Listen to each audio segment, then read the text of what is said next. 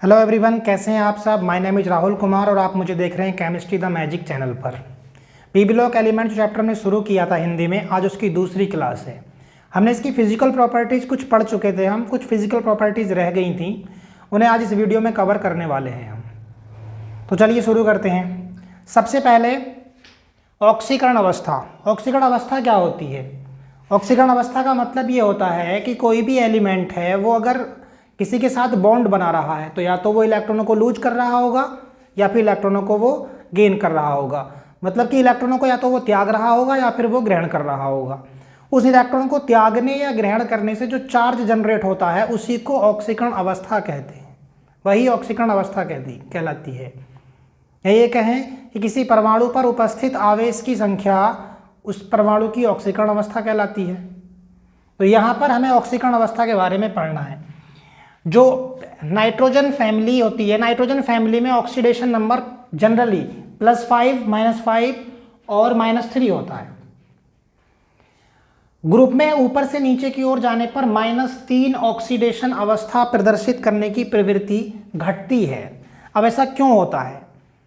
-3 ऑक्सीकरण अवस्था का मतलब क्या है कि वो इलेक्ट्रॉनों को ग्रहण करे। इलेक्ट्रॉन को ग्रहण करेगा तो उस पर नेगेटिव चार्ज आएगा।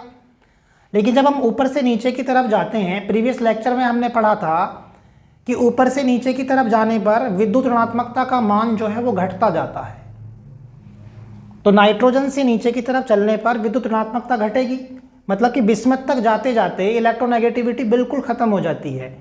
यहाँ तक कि बिस्मथ जो है वो क्या मेटल है, उसके अंदर मेटेलिक कैरेक्टर होता है, धात्विक लक्षण होता है।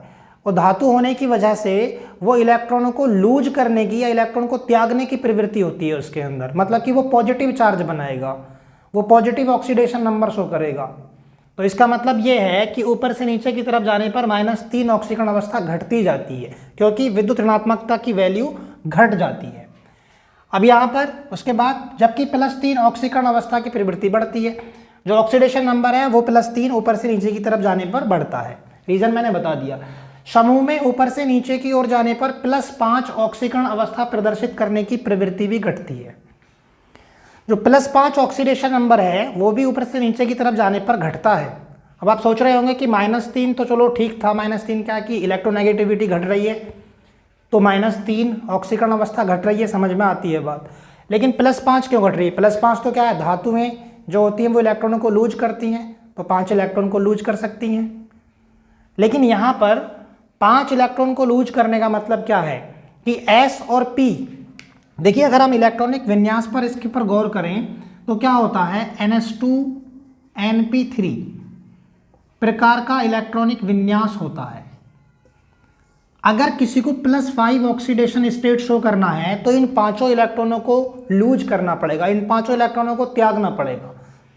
अब देखिए यहाँ पर क्या है, ये S ऑर्बिटल जो होते हैं ये इलेक्ट्रॉन त्यागने के मूड में नहीं होते, बिल्कुल भी इलेक्ट्रॉन त्यागना नहीं चाहते। इसी को कहते हैं अक्रिय युग्म प्रभाव, इनर्ट पेयर इफेक्ट, यही कहलाता है कि ये जो s ऑर्बिटल है ये कहते हैं कि हाँ हम खुश हैं अपनी कंडीशन में, हम स्टेबल हैं, हम खुश हैं। तो इसलिए यहाँ पर जो है +5 ऑक्सीडेशन नंबर ऊपर से नीचे की तरफ जाने पर इसलिए घटता है। ठीक है, सबको समझ में आ गया? आगे चलें। सहसंयोजक प्रवृत्ति। सहसंयोजक प्रवृत्ति क्या होती है? सहसंयोजक प्रवृत्ति का मतलब होता है इलेक्ट्रॉन शेयर करने का नेचर। आपस में इलेक्ट्रॉन को शेयरिंग करने की जो नेचर होती है वो सहसंयोजक प्रवृत्ति कहलाती है। सहसंयोजी बॉन्ड बनते कब हैं? जब दो परमाणुओं के मध्य इलेक्ट्रॉनों की बराबर की साझेदारी होती है तो वहां पर सहसंयोजक बंध बनते हैं। वही बात चल रही है यहाँ पर कि सहसंयोजक नेचर जो है वो क्या है। नाइट्रोजन 4 से अधिक सहसंयोजकता प्रदर्शित नहीं कर सकता। क्यों नहीं कर सकता? देखिए नाइट्रोजन के इलेक्ट्रॉनिक विन्यास पर गौर कीजिए। 7n 1s2 2s2 2p3, यहाँ पर जो ऑर्बिटल हैं वो क्या है, 2s और 2p ऑर्बिटल हैं। देखिए जरा यहाँ पर टोटल 4 ऑर्बिटल है, 1 2 3 4, मतलब कि यहाँ पर यही बॉन्ड फॉर्मेशन हो सकती है। इसलिए 4 से ज़्यादा संयोजकता या सह संयोजकता प्रदर्शित नहीं कर सकता। ये समझ में आती है बात? नाइट्रोजन के पास केवल 4 ही ऑर्बिटल हैं बॉन्ड फॉर्मेशन के लिए, बंध बनाने के लिए केवल 4 ऑर्बिटल उपलब्ध हैं, इसलिए ये 4 से अधिक सहसंयोजकता प्रदर्शित नहीं करता। ठीक है। सेकेंड पॉइंट है, भारी तत्व अपनी सहसंयोजकता रिक्त डी ऑर्बिटल की उपस्थिति के कारण बढ़ा सकते हैं। जैसे ही ऊपर से नीचे की तरफ जाते हैं, नाइट्रोजन के बाद जो नेक्स्ट एटम है वो क्या है, फास्फोरस पी। तो फास्फोरस में क्या होता है, वैकेंट डी ऑर्बिटल, रिक्त डी कक्षक वहां पर उपस्थित होता है। फास्फोरस का होता है 15, 1s2, 2s2, 2p6, 3s2, 3p3। ये फास्फोरस का इलेक्ट्रॉनिक कॉन्फ़िगरेशन है। 2 4 6 10, 2 12 और 3 15। देखो यहाँ पर ये 3, जब हम तीसरी कक्षा में जाते हैं तो वहाँ पर 3d ऑर्बिटल भी देखने को मिलता है। भले से वो यहाँ पर खाली है, लेकिन वो क्या है, d ऑर्बिटल यहाँ पर है। हाइब्रिडाइजेशन में इसी d ऑर्बिटल का यूज करके हम बॉन्ड बनाते हैं। यहाँ से s ऑर्बिटल, एक्साइटेड स्टेट में s ऑर्बिटल से एक इलेक्ट्रॉन निकल के कहाँ पहुँच जाता है, d ऑर्बिटल में, या d ऑर्बिटल में पहुँच जाता है, जिससे कि यहाँ पर 5 ऑर्बिटल यहाँ पर अवेलेबल हो जाते हैं बॉन्ड बनाने के लिए। इसलिए ऊपर से नीचे की तरफ जब हम जाएंगे तो वहाँ पर रिक्त डी कक्षक देखने को मिलेंगे, जिसकी वजह से जो भारी तत्व हैं वो अपनी सहसंयोजकता को बढ़ा सकते हैं। ठीक, सबको समझ में आ गया। यहाँ से एक क्वेश्चन बनता है जो कि एनसीईआरटी में भी दे रखा है, लगभग सभी बुक्स में है। यहाँ पर एक क्वेश्चन बनता है कि क्या कारण है कि PF5 पॉसिबल है, PF5 पॉसिबल है जबकि NF5 पॉसिबल नहीं है, क्या रीज़न है। तो रीज़न मैंने आपको बता दिया। नाइट्रोजन के पास रिक्त डी कक्षक नहीं होता जिससे कि वो 5वां बॉन्ड बना सके, लेकिन फास्फोरस के पास यहाँ पर वैकेंट डी ऑर्बिटल पाया जाता है। रिक्त डी ऑर्बिटल होने की वजह से ये यहाँ पर PF5 को बना सकता है, जबकि नाइट्रोजन फ्लोरीन के साथ NF5 नहीं बना सकता। ठीक, नेक्स्ट है नाइट्रोजन का अपसामान्य व्यवहार। नाइट्रोजन का अपसामान्य व्यवहार का मतलब यह है कि नाइट्रोजन अपनी फैमिली में बाकी के एलिमेंट से यूनिक व्यवहार, अलग व्यवहार प्रदर्शित करता है। उसका रीजन क्या है, उसके कारण ये हो सकते हैं। सबसे पहला ये है कि नाइट्रोजन का जो साइज है वो छोटा होता है, बहुत छोटा साइज होता है नाइट्रोजन का। दूसरा, हाई इलेक्ट्रोनेगेटिविटी, उच्च विद्युत ऋणात्मकता। अब ये क्या है, ये मैं आपको प्रीवियस लेक्चर में बता चुका हूँ। उच्च विद्युत ऋणात्मकता होती है इसकी। तीसरा है उच्च आयनन एंथैल्पी, ये जो है 11th क्लास की चीज़ें हैं। आयनन एंथैल्पी, इलेक्ट्रोनेगेटिविटी, ये सारी चीज़ें क्या हैं, 11th क्लास की चीज़ें हैं। एक जो यहाँ पर दे रखा है पी पाई मल्टीपल बॉन्ड, यानी कि पी पाई बहुबंध बनाने की प्रवृत्ति होती है, खुद के साथ भी और दूसरों के साथ भी। देखो नाइट्रोजन जो है उसके पास क्या है, p और s ही ऑर्बिटल है, तो इसलिए ये क्या है, या तो p पाई बॉन्ड बनाएगा या फिर s ऑर्बिटल के साथ। अब ये p पाई होता क्या है, देखिए पाई बॉन्ड जो हैं वो ऑर्बिटल्स की साइड वाइज ओवरलैपिंग से बनते हैं। साइड वाइज का मतलब ये इस तरह से, तो ये जो ओवरलैपिंग होती है यहाँ पर क्या होता है, पाई बॉन्ड बनते हैं। तो नाइट्रोजन खुद के साथ भी, मतलब N2 इसका एग्जाम्पल है। देखिए नाइट्रोजन में N2 जो है वो दोनों नाइट्रोजन परमाणु आपस में क्या बनाते हैं, पी पाई मल्टीपल बॉन्ड बनाते हैं।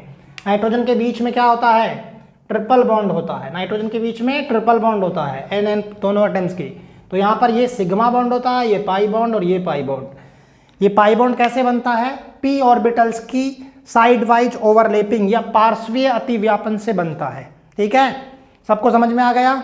चलिए इसको नोट कीजिए, इसको अपनी कॉपी में लिखें, नोट्स बनाते हुए चलें। मैं यहाँ से हट जाता हूँ, इसका स्क्रीनशॉट ले लीजिए। अब शुरू होती हैं केमिकल प्रॉपर्टीज। सबसे पहले हाइड्रोजन के साथ अभिक्रिया। नाइट्रोजन फैमिली के जो एलिमेंट हैं वो हाइड्रोजन के साथ रिएक्शन करके EH3 टाइप के हाइड्राइड बनाते हैं। EH3 टाइप के हाइड्राइड, E यहाँ पर क्या है, एलिमेंट, और H मतलब hydrogen. Element nitrogen, phosphorus, arsenic, antimony और बिस्मिथ, ये इस टाइप के हाइड्राइड बनाते हैं। नाइट्रोजन बनाएगा ammonia NH3, phosphorus phosphine PH3, ASH3, SbH3, BiH3। तो ये इस टाइप के हाइड्राइड बनाते हैं हाइड्रोजन के साथ रिएक्शन करके। हाइड्राइडों का स्थायित्व ऊपर से नीचे की तरफ जाने पर घटता है। और देखिए स्थायित्व घटता है मतलब ये है कि ऊपर से नीचे की तरफ जाने पर बॉन्ड डिसोसिएशन एनर्जी, यानी कि बंध वियोजन ऊर्जा, बंध वियोजन ऊर्जा का मान घटता है ऊपर से नीचे जाने पर। ऊपर से नीचे की तरफ जाने पर बॉन्ड डिसोसिएशन एंथैल्पी या बंध वियोजन ऊर्जा का मान घटता है। बंध वियोजन ऊर्जा का मतलब क्या है कि यहाँ पर जो हाइड्राइड है, यहाँ पर जो बॉन्ड है इनके बीच, उस बॉन्ड को तोड़ने के लिए जितनी एनर्जी की जरूरत होती है उसी को कहते हैं बंध वियोजन ऊर्जा। ठीक है, तो यहाँ पर जब हम नाइट्रोजन से बिस्मथ की तरफ जाते हैं तो बंध वियोजन ऊर्जा का मान घटता जाता है, इसलिए हाइड्राइडों का स्थायित्व जो है वो नीचे की तरफ जाने पर घट जाता है। कि मतलब ऊपर वाले जो हाइड्राइड हैं वो स्टेबल होंगे, नीचे की तरफ जाएंगे तो उनका स्टेबिलिटी जो है वो घटती जाएगी। इसकी जो बॉन्ड डिसोसिएशन एंथैल्पी होती है 389 और इसका लगभग 255 इतना होता है। ये डेटा याद रखने की ज़रूरत नहीं है, बस समझाने के लिए कह दिया है मैंने कि यहाँ से इस तरफ जाने पर वो घटता है। तो बंध वियोजन एंथैल्पी का मान घटता है, इसका मतलब कि उनकी स्टेबिलिटी भी घट जाती है, स्थायित्व भी घट जाता है। उसके बाद है अपचायक क्षमता समूह में नीचे जाने पर बढ़ती है। अब अपचायक क्षमता क्या होती है? अपचायक क्षमता का मतलब है किसी को रिड्यूस कर देना, किसी का अपचयन करा देना, किसी दूसरे का अपचयन करा देना, वो कहलाती है अपचायक क्षमता। अभी अपचायक क्षमता जो है वो ऊपर से नीचे की तरफ जाने पर बढ़ती है। बढ़ती है मतलब कि जो अमोनिया है इसके अंदर सबसे कम अपचायक गुण होगा, मतलब कि ये माइल्ड जो है रिड्यूसिंग एजेंट है, सबसे कम अपचायक होगा। और सबसे ज़्यादा स्ट्रॉन्ग कौन है, सबसे ज़्यादा प्रबल कौन होगा? ये प्रबल अपचायक गुण है इसके अंदर। अब ऐसा होता क्यों है? ऐसा इसलिए होता है क्योंकि देखिए ऊपर से नीचे की तरफ जाने पर परमाणु का साइज बढ़ता है। परमाणु का साइज बढ़ता है तो आउटर मोस्ट सेल की जो डिस्टेंस है, बाह्यतम कोश की जो दूरी है वो बढ़ जाती है, इसलिए इलेक्ट्रॉन को लूज करना आसान होता है। तो यहाँ पर जो बिस्मथ है वो बहुत दूर है, उसका जो आउटर सेल है वो नाभिक से बहुत ज़्यादा दूर होता है और ये बिल्कुल पास में होता है। तो इसलिए ऊपर से नीचे की तरफ जाने पर अपचायक क्षमता वो बढ़ जाती है। इसके बाद नेक्स्ट है ऑक्सीजन के साथ अभिक्रिया। देखिए ऑक्सीजन के साथ अभिक्रिया करके ये नाइट्रोजन फैमिली के एलिमेंट दो तरह के ऑक्साइड बनाते हैं। हाइड्रोजन के साथ हाइड्राइड बना रहे थे, ऑक्सीजन के साथ क्या बनाएंगे? ऑक्साइड। पहला है E2O3 और दूसरा है E2O5। E2O3 N2O3 हो गया, P2O3 हो गया। इसमें E2O5 क्या? P2O5, phosphorus pentoxide N2O5। तो इस टाइप के ऑक्साइड बनाते हैं ये। ऊपर से नीचे जाने पर ऑक्साइडों का अम्लीय गुण घटता है। अम्लीय गुण का मतलब है, अम्लीय गुण का क्या मतलब होता है? अम्लीय गुण का मतलब होता है कि इलेक्ट्रॉन को ग्रहण करने का नेचर, इलेक्ट्रॉन को ग्रहण करने का नेचर जो है वो क्या कहलाता है? अम्लीयता कहलाती है। इलेक्ट्रॉन को लूज करने का नेचर जो होता है वो क्षारकता कहलाती है। अब इसमें कह रहे हैं कि ऊपर से नीचे की तरफ ऑक्साइडों का अम्लीय गुण घटता है। देखिए मैं यहाँ पे लिख देता हूँ, जो नाइट्रोजन के ऑक्साइड हैं, नाइट्रोजन इधर लिख देता हूँ मैं यहाँ पर, नाइट्रोजन और फास्फोरस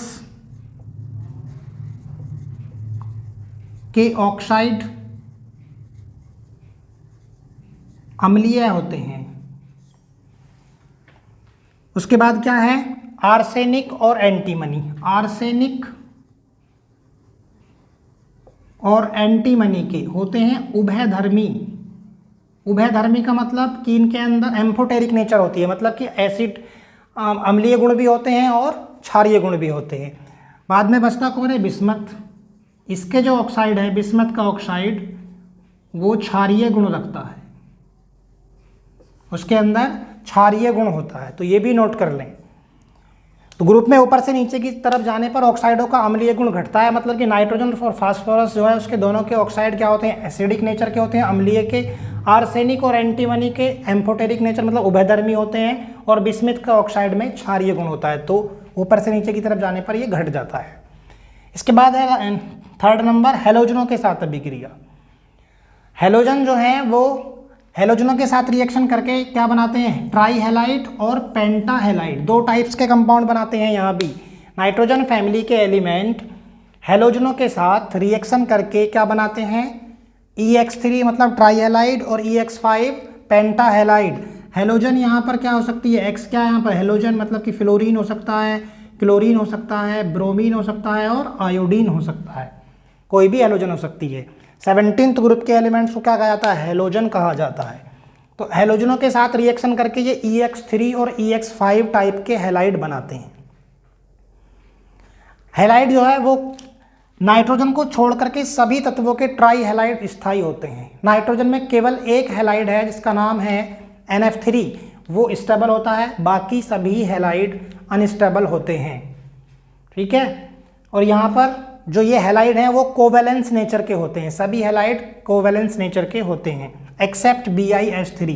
BiH3 को छोड़कर बाकी सभी हैलाइड सह संयोजक बंध बनाने की क्षमता रखते हैं। ठीक है, सबको समझ में आ गया ये। अब इसके बाद है रिएक्शन विद अदर मेटल। जो नाइट्रोजन फैमिली के एलिमेंट्स हैं वो दूसरी धातुओं के साथ किस तरह के रिएक्शन करते हैं, तब तक इसके लिए स्क्रीनशॉट ले लीजिए, मैं हट जाता हूँ यहाँ से। इसके बाद है अन्य धातुओं के साथ अभिक्रिया।